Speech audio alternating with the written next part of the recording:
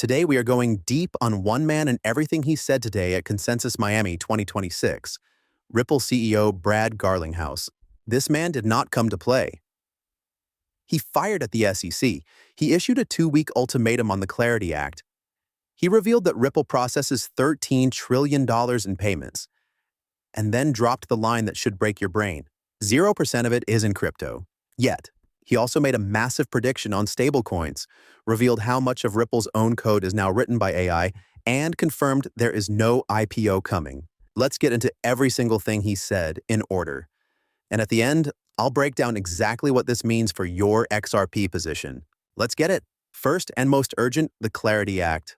Garlinghouse came out on the Anchorage Digital main stage and said something that should make every crypto investor sit up straight. He said the next 2 weeks are make or break for this bill. His exact warning: if the Senate Banking Committee doesn't schedule a markup hearing in the next 2 weeks, and I'm paraphrasing, the likelihood drops precipitously. Why?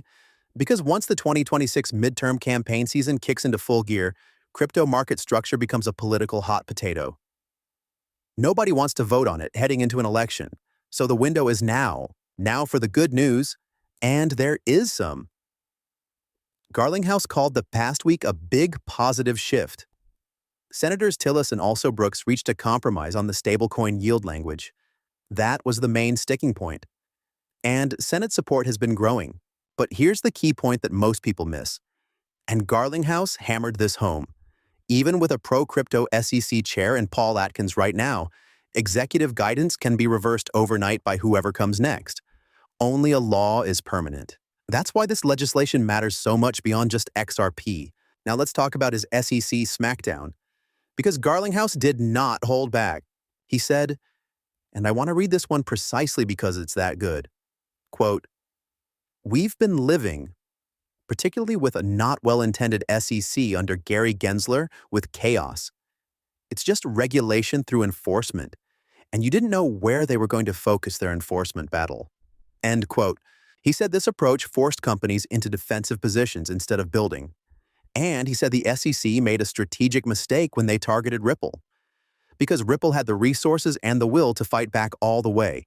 He also backed bullish CEO Tom Farley, who earlier told the crypto industry to, and I'm quoting here, "shut the hell up and get behind the bill." Garlinghouse agreed completely. He said perfection is the enemy of progress. The bill isn't perfect. No legislation ever is. But clarity is better than chaos, and the industry needs to stop fighting each other and start fighting for the finish line. Garlinghouse confirmed at Consensus that Ripple's treasury platform, which they built after acquiring G Treasury for $1 billion in October 2025, processed $13 trillion in payments last year. $13 trillion. Now here's the kicker.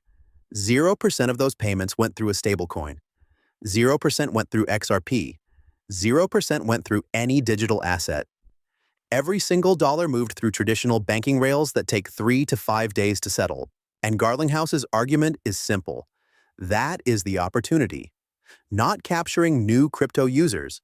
Migrating existing massive payment flows onto blockchain rails that settle in 1 minute instead of 5 days. He projected that within 5 years, roughly 30% of those flows will be on-chain in some form. He described it as, quote, "crawl, then walk, then run." And for the XRP math people in the room, if just 5% of that 13 trillion migrates to the XRP ledger, that's $650 billion a year flowing through XRP infrastructure. That changes the price conversation entirely. Oh, and he also confirmed no IPO. Ripple is staying private. That's official as of today. Next, his stablecoin call, and this one is massive. Garlinghouse went on stage and predicted that the global stablecoin market will reach $3 trillion by 2031.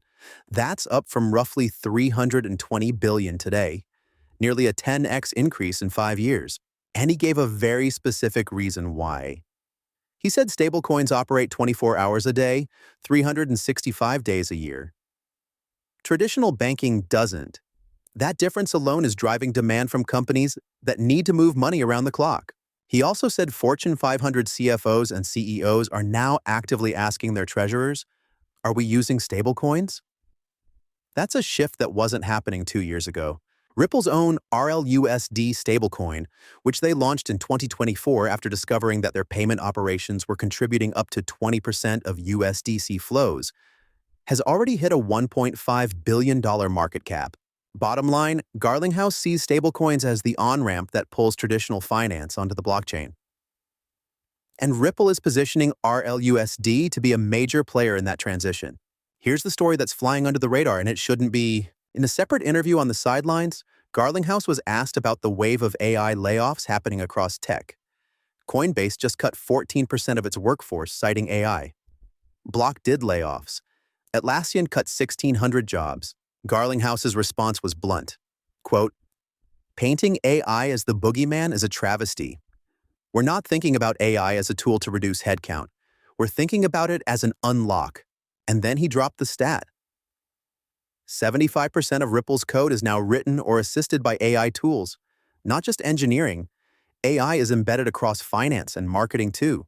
But, and this is the key point, he said AI at Ripple means more products, more customers, faster, not fewer jobs. He compared it to ATMs. Everyone thought they would replace bank tellers. Instead, they expanded what bank employees could do. He called AI an accelerant for a growth industry. And given that Ripple's addressable market is processing even a fraction of the global payments infrastructure, he's not wrong. All right, let's bring this home. Everything Garlinghouse said today maps directly to XRP price scenarios. Here's the catalyst map. Bull case. The Clarity Act gets its markup hearing in the next 2 weeks. Senate advances it. Standard Chartered says that event alone could unlock $4 to $8 billion in new XRP ETF inflows. XRP breaks above the 145 supply wall that has rejected it 4 times this year. Possible run toward $2 and beyond. Base case. The markup gets scheduled, but the bill is delayed into Q3 due to midterm pressure. XRP consolidates between 138 and 150. RLUSD and stablecoins capture the near-term Ripple payment flow value, while XRP waits for legislative clarity.